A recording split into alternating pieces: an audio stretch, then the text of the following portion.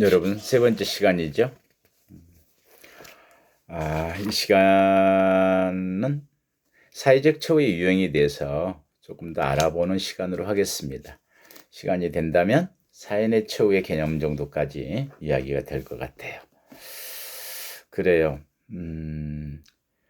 사회적 처우의 유형 중에서 우리나라에 특이하게 시작했다가 명칭을 바꾼 게 있어요. 부부 특별 면회 제도, 부부 만남의 집이 있었죠. 그래서 이제 이럴 경우에는 배우자가 있는 수용자에게 배우자와의 어떤 1박 2일의 시간을 갖게 하는 걸로 우리가 시작을 했다가 아무래도 국민들의 법감정에 좀 상충되는 게 있었어요. 또 미혼인 수용자들과의 형평성 문제도 있고 해서 또 의미 있게는 뭐 이렇게 부부 만남보다는 그 용어 자체가 갖고 있는 어떤 뉘앙스 때문에 가족 만남의 집으로 이름을 바꿔주는 게 좋겠다 그래서 우리나라에서는 가족 만남의 집으로 운영되고 있죠. 가족과의 만남에 대한 어떤 그 사회적 처우로서는 두 가지를 들 수가 있는데요. 물론 일반 면회들 경우도 가족 만남의 뭐 처우지만 교통권을 통해서 면회라는. 그런데 이제 사회적 처우로서 이야기를 한다면은 두 가지가, 하나가 가족 만남의 집, 그리고 하나가 가족 만남의 날 행사죠. 가족 만남의 집은 수용자와 그 가족이 숙식을 함께 할 수 있도록 교정시설에 수용동과 별도로 건물을 하나 지었어요. 일반 주택 형태의 건축물이죠. 여러분들이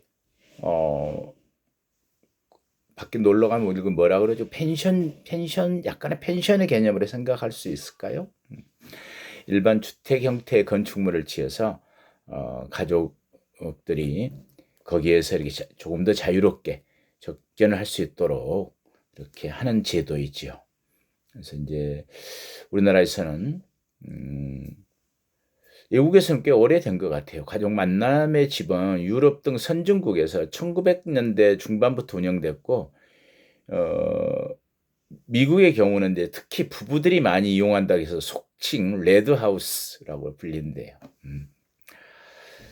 근데 우리나라에서는 1999년 6월부터 안양, 대구, 대전, 광주 교도소에 이제 부부 만남의 집을 설치했다가 지금 명칭을 바꿨다 그랬죠.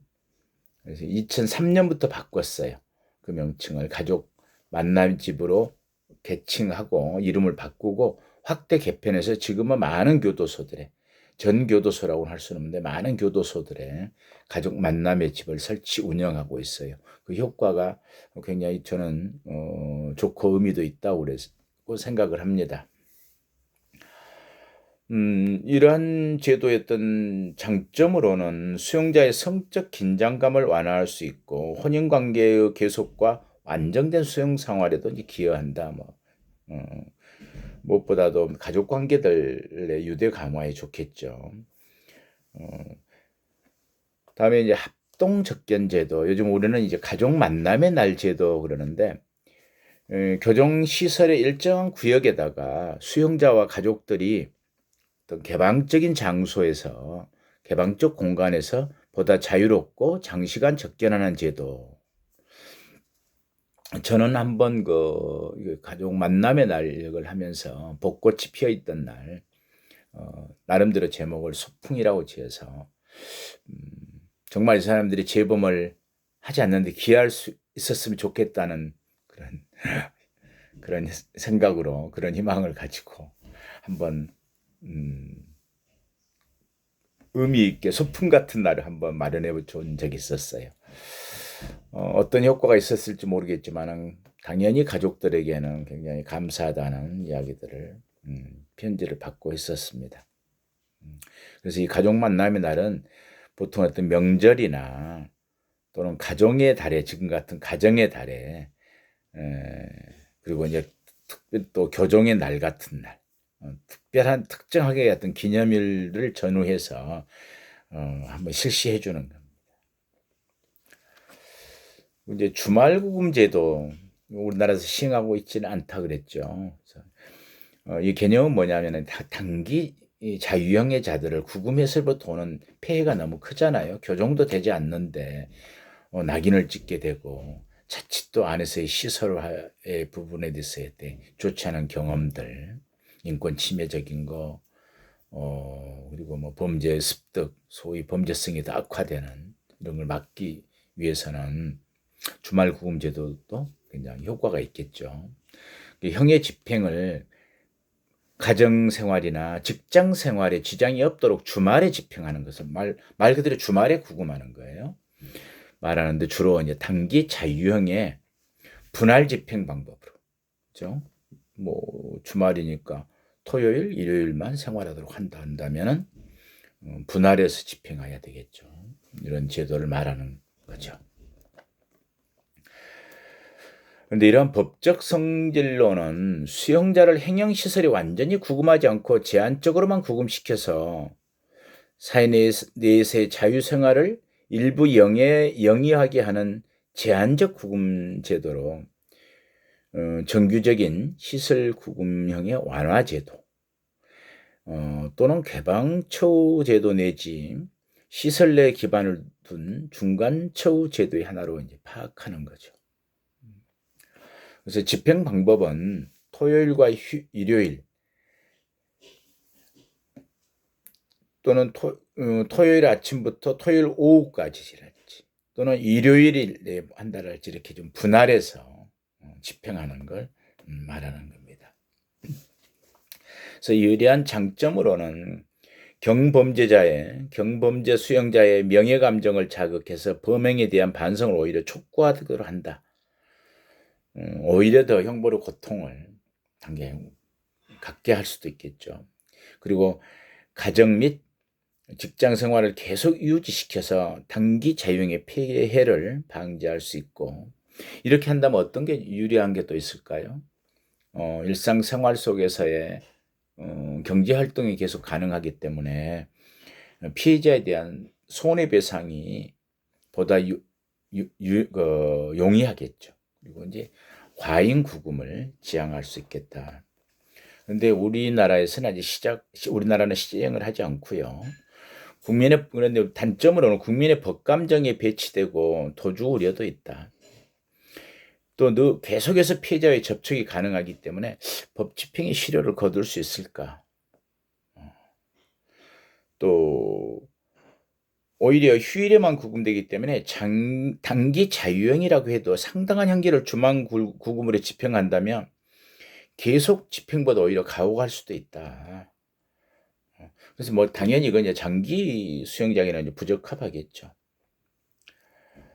그리고 이제 집행 장소의 제한 때문에 그 대상자의 범위는 이제 한정이 되게 된다. 우리나라에서는 아무튼 주말에 집행되는 그런 어떤 주말 구금 제도는 아직 도입되지 않고 있고, 아직 이제 사인의 처우 이야기는 안 했지만 사회 봉사 명령이나 수강 명령 등은 그들을 나누어서 우리가 하고 있죠.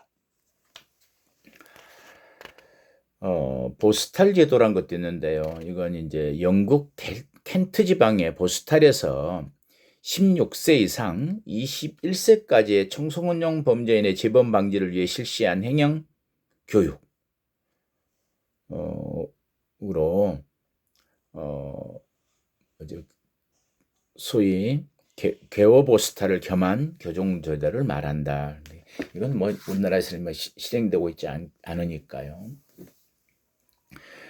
그리고 이제 우리가 통상적으로 우리나라에서 시행하고 있는 사회적 처우로서는 사회견학 이야기했었죠. 사회봉사, 외부 종교행사 참석 또는 연극, 영화 등 문화공연 관람이 있는데 짧게 설명을 해보자면 사회견학은 수용자로 하여금 경제, 사회, 문화적으로 급속히 변화하는 사회적 실상을 교정시설 밖에 사회 현장에서 직접 체험하도록 한다. 사실은 지금은 이제 많이 그런 것들이 확대되었지만 초창기에 우리나라에 전철이 처음 생겼다. 지하철을 타는 방법 그런 것들을 잘 몰라서 출소해 나가면 굉장히 어려우니까 또 전화하는 거 공중전화 초창기에는 그랬었어요. 그래서 천안 개방교도소의 일정 구역에는 지금은 그냥 다 없앴습니다. 그럴 필요가 없다고 생각해서 개방 초으로 충분히 가능하기 때문에. 근데 안에다가 지하철 타는 방법 그런 걸 실제로 모형을 갖다 두었었어요. 공중전화 박스 같은 거. 그런 게 이제 사회 견학이죠. 급격히 사회가 변화하는데 구금되어 있다가 나가서 적응이 어려우니까 그런 걸 이제 사회 견학이라 하고, 사회 봉사 활동을 많이 시킵니다. 그래서 양로원, 고아원동, 불우시설을 방문하거나 재해 현장에서 피해 복구를 위해서 시설 밖에서 활동을 하게 하는 것 등을 말해요. 한번 설명했죠. 제가 천안에 있을 때 수영자들 다 데리고 나가서 김장 나누기 행사에 참석했던 경험들, 과수원에 화접이라 그래서 꽃가루 이렇게 이렇게 꽃가루를 이렇게 찍어서 이렇게 암수 교배시켜 주는 거, 이런 것들도 수영자들하고 같이 했었습니다. 그리고 이제 종교 행사도 참석하게 하는 경우가 있는데요. 이런 경우에도 이제 천안에서도 각원사 그러죠. 그쪽에도 가고 그분들도 오시고 했던 것들. 수용 생활 중에도 자신이 신봉하는 종교에 대한 신앙 생활을 할 수 있도록 외부에서 열리는 미사나 법회, 예배 등 다양한 종교 행사에 참여하게 하는 것. 희망센터에 있는 수영자들도 주말에는 되게 그런 식으로 보내겠어요. 대중목욕탕에 가는 것, 그다음에 자기가 신봉하는 종교 행사에 참석하도록 하는 것, 그리고 일부는 주말에 기후를 보내는 것, 이런 식으로 운영을 하고 있습니다. 그리고 연극, 영화 등 문화공연 관람, 교정시설 밖에서 그러한 문화활동들 할 수 있도록 배려해 주는 것, 이런 것들이 이제 다양한 어떤 사회적 행사들이 있겠죠.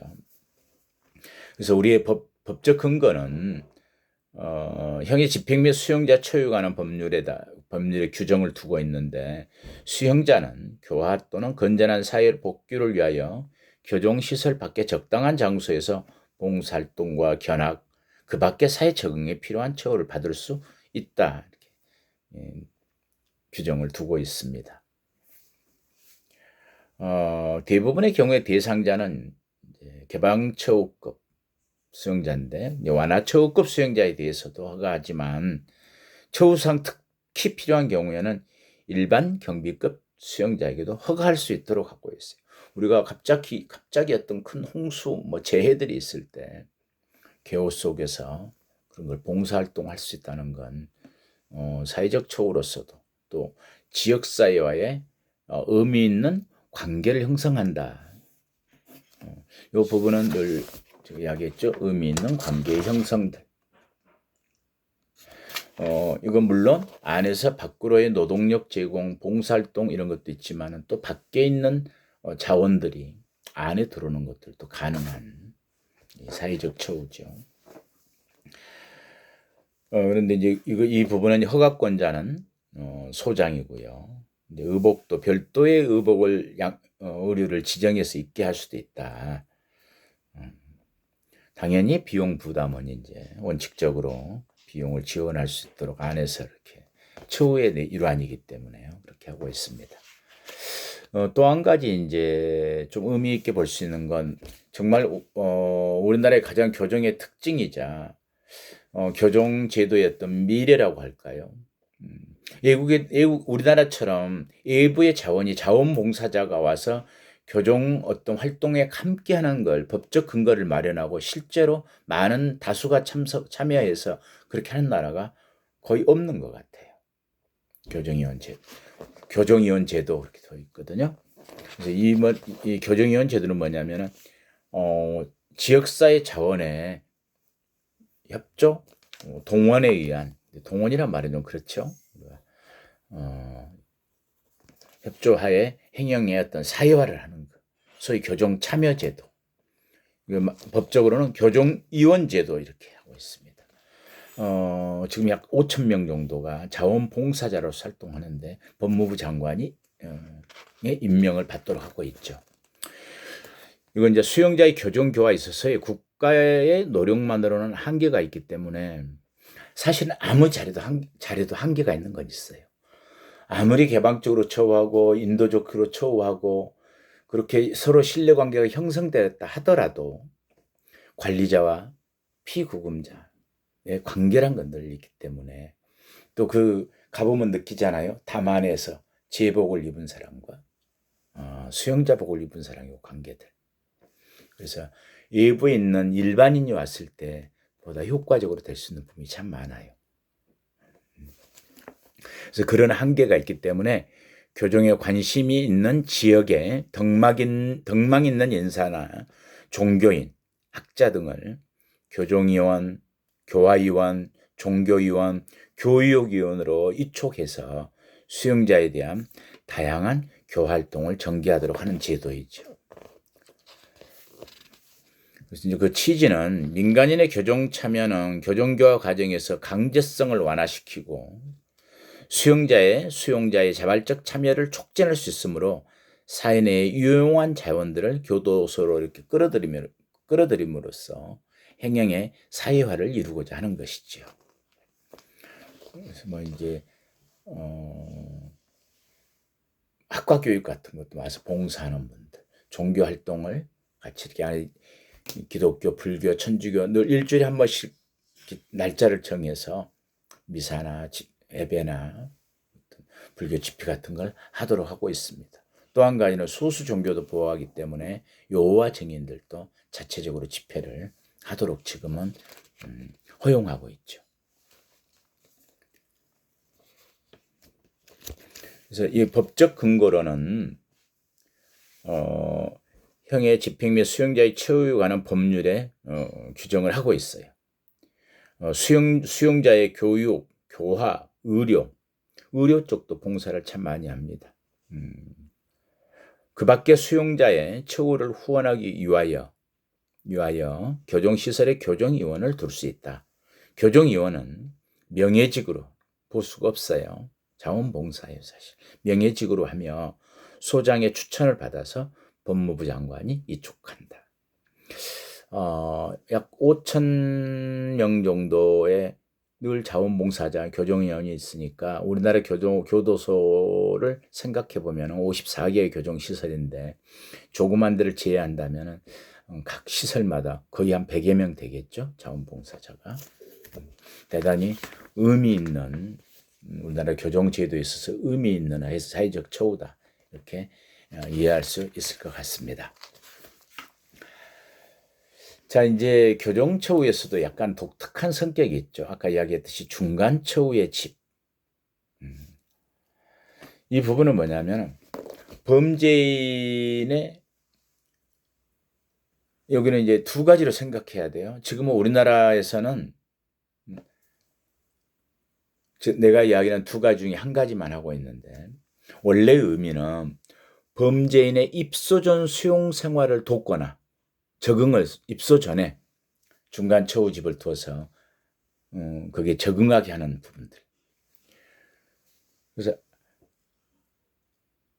이건 halfway in house 중간 처우의 집인데 들어오기 전에 그다음에 halfway out house 할 수 있겠죠.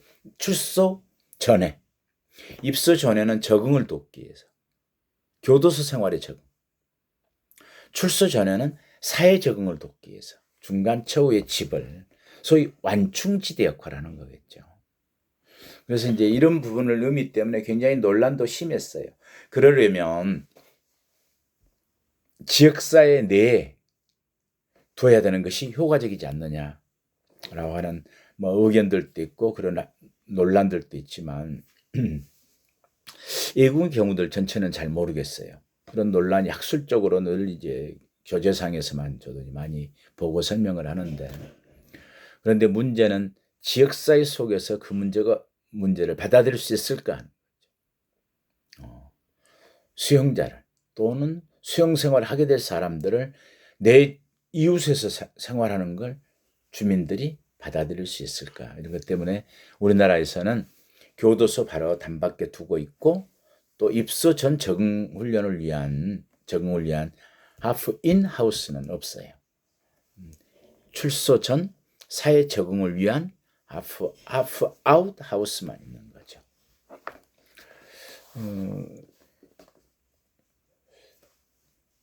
그런데 이제 입소 전 중간처우의 집은 누구의 일반 수용자들 대상은 주로 아니고요. 주로 이제 정신질환 범죄자, 그다음에 마약 중독자들에게 유용한 시설들이죠. 교도소 내에서 마약 중독자 가장 어려운 부분들이 있어요. 관리를 했을 때 이걸 일반화시켜서 이야기하기는 어려울지 모르겠습니다만은 가장 시끄러운 것. 그 이유가 보니까 금단 현상이 심해요. 그리고 관리가 어려운 게 마약을 오래 복용한 사람들의 경우에는 정말 안 좋아요. 뼈가 약해져서 자칫 물리적 개호를 하다가 보면 그런 어떤 사고가 뼈가 부러지거나 하는 사고도 있고 해서 굉장히 관리가 어렵다 이런 특징도 있습니다. 그래서 이제 그 사람들이 들어오기 전에 정신질환 범죄자나 마약 중독자들에게는 유용한 시설이겠죠. 그 구금의 충격이나 구금의 충격도 완화하고 적응할 수 있는 준비 기간을 제공한다는 건 안에서도 관리상 좀 효과적이겠죠. 근데 석방 전초의집 우리나라에서는 이 부분만 한다.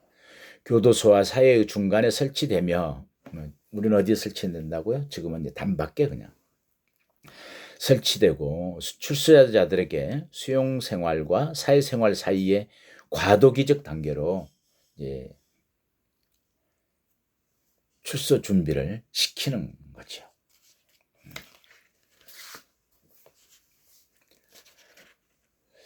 우리나라에서도 이제 적극적으로 되어 있는 건 없는데 이제 외국의 경우에 사인의 처우센터 같은 부분을 설치해서 일반 사회 속에서 그런 걸 개방처우 시설로서 가지고 있는 나라도 있습니다.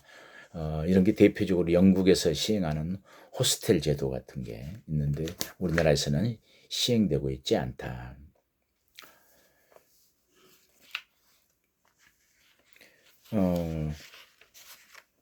또 이제 우리나라에서 시행되고 있지 않지만 외국에서 시행되고 있는 사회적 처우로서를 소개해보자면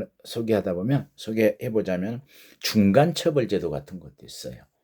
그러니까 구금형과 보호관찰 사이에 새로운 형사 제재를 가능하게 해서 법관이 적절한 양정, 구금을 안 시키고 그렇다고 통제도 아닌 통제도 해야 되고 근데 구금시설은 보내지 않으면서 이런 중간처벌제도의 성격들을 갖고 있는 것들도 있습니다. 예를 들면 집중보호관찰제도나 배상명령 같은 거, 그리고 이제 가택에 구금하는 거, 그리고 전자감시제도 같은 이런 제도들은 중간처벌제도로서 구금은 하지 않되 그 통제 기능을 달성하기 위해서 하는 사회적 처우로서 보호관찰 공부하다 보면 이제 충격 구금 이런 게 쇼크를 줘서 하는 일정 기간 동안 어떤 경우냐면 보호관찰하기 전에 너 정말 교도소 살다면은 어떤 고통이 있는지 그러니 안에서 밖에서 생활도 잘해야 돼 이런 어떤 충격을 가하는 거죠. 그래서 보호관찰에 앞서서 구금의 고통이 가장 강력한 기간이 단기간 통상 30일에서 학자들은 90일 사이래요. 근데 그 기간 동안만 범죄자들을 구금해요. 그래가지고 장래 범죄 행위에 대한 억지력을 발휘할 목적으로 한 처벌 형태들. 이건 이제 충격 구금 시설이죠. 그래서 이제 장기 구금에 그렇게 하면 장기 구금 안 해도 되겠죠. 그렇게 한 다음에 충격 구금을 시키고 나서 보호관찰하면 되니까. 그래서 장기 구금에 부정적 요소를 해소 내지 완화하는 대신에 구금이 가지는 긍정적 요소, 구금이 갖고 있는 긍정적 요소는 뭘까요? 소위 신체가 구금됐을 때 갖고 있는 고통과 그 쇼크도 가장 크지만은 이제 뭐죠? 죄책감도 가장 많이 느끼는 기간 이런 걸 갖게 하는 충격 구금 제도 같은 걸 또 들 수 있어요. 우리나라에서는 시행하고 있지 않습니다. 이렇게 다양한 사회적 처우들을 실시하는데, 그래서 이런 사회적 처우나 다음 주에 이야기해야 될 사인의 처우 같은 걸 실시하게 되면 당연히 분류의 개념이 교정의 개념이 확장된 거고, 분류 심사도 거기에까지 고려되는 거다. 그래서 통상 우리가 공부할 때 분류 심사란 건 신입 심사와 재심사, 입소 시부터 출소까지의 전 과정의 처우의 과정을 심사하고 그걸 처우에 반영한다 이랬는데, 이런 경우에는 사인의 처우까지 간다면, 또는 사인의 처우까지 간다면 그 영역이 확대되고 역할이 커지는 거겠죠. 기능이 확대되는 거라고 우리가 이해할 수 있겠죠. 당연히 사회적 처우로 한다 그러면은 또 시설 내 처우의 분류심사의 재심사를 통해서 적정한 대상자의 선정, 그다음에 처우의 방법, 그리고 거기에 따른 등급의 변경, 이런 게 이루어지겠죠. 오늘은 여기까지 할까요? 다음 주에는 사연의 처우와 분류심사의 어떤 과학화들에 대한 이야기들을 하도록 하겠습니다. 오늘 수고했어요.